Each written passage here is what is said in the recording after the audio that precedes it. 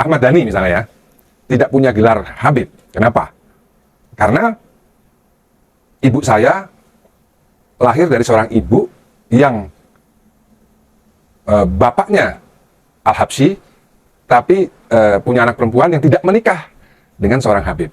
Jadi sebenarnya banyak keturunan Nabi Muhammad SAW, sebenarnya banyak di Nusantara ini, banyak sekali. Cuman mereka tidak berhak mendapatkan gelar Habib karena bukan dari garis ayah. Assalamualaikum warahmatullahi wabarakatuh. Salam sejahtera untuk kita semua, salam sejahtera untuk seluruh saudara sebangsa dan setanah air dimanapun Anda berada. Kembali lagi bersama dengan saya Abdul Aziz Azuri di channel ini. Kali ini saya akan membahas video dari Ahmad Dhani ya, seorang musisi ternama di Indonesia, di mana beliau itu menceritakan tentang sejarah habaib di Indonesia, dan itu bisa Anda simak di video-video yang sudah beredar di kalangan YouTuber. Tapi bukan dari sisi sejarahnya yang akan saya kritisi, tetapi bahwa Ahmad Dhani itu menceritakan tentang dirinya sendiri bahwa neneknya itu adalah syarifah dari keluarga Al-Habsyi. Dan tentu mengenai kafaah itu juga sudah dibahas oleh banyak ulama, sudah dikaji oleh khususnya para habaib. Dan bagaimana hukum dari menikahnya non Sayyid dengan Syarifah Ba'alawi. Nah, untuk saudara Ahmad Dhani, silahkan renungi video-video berikut ini dan bisa Anda simpulkan sendiri. Ya, silahkan Anda simak sekaligus saya menutup video ini.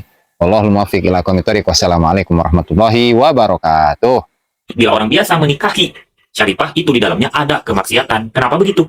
Karena itu antum sama saja menyakiti hati Sayyidah Fatimah dan menyakiti hati seluruh para habaib yang mendengarkannya. Bila orang biasa kawin dengan syarifah, nah itu tuh akan menjadi aib. Kenapa? Karena dia akan terputus nasabnya. Nah, bila kita menyakiti hati para habaib, otomatis kita juga menyakiti hati Sayyidah Fatimah dan menyakiti hati Rasulullah SAW. Apakah ada dosa yang lebih besar dari itu? Maka dari itu, Mufti Batavia yaitu Habib Utsman bin Yahya berpendapat bahwa orang biasa yang menikahi syarifah maka hukumnya haram dan zina. Maka dari itu, Mufti Batavia yaitu Habib Utsman bin Yahya berpendapat bahwa orang biasa yang menikahi syarifah maka hukumnya haram dan zina. Maka dari itu, Mufti Batavia yaitu Habib Utsman bin Yahya berpendapat bahwa orang biasa yang menikahi syarifah maka hukumnya haram dan zina. Haram dan zina, haram dan zina. Allah melarang sahabat-sahabat Nabi menikahi istri-istri Nabi, haram sepeninggal Nabi, nggak boleh begitu. Bagaimana dengan anak cucunya? Makanya dalam mazhab Imam Syafi'i itu betul-betul syadid ya, pakai ada kufu di situ, kesepadanan kafaah itu nggak boleh.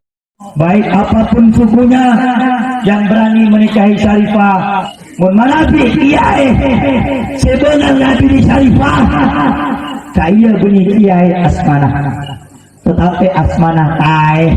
Lihat Banatus Syara'if. Anda lihat sekarang syarifah yang tidak taat kepada Rasulullah membuka aurat, sekarang sudah digandeng dengan orang lain. Saya itu kawin syarifah, saya itu disuruh cerai saya. Oh, sampai ada usah masuk takbir. Gak boleh, Bapak Eda. Nah, ya itu. Ya, sekarang kita anggap bahwa keturunannya Nabi Muhammad ini Habib saja. Sedangkan syarifah enggak. Jika kita berani kurang ajar dengan syarifah, kita berani mengenteng dengan syarifah, bahkan berani mengawini syarifah.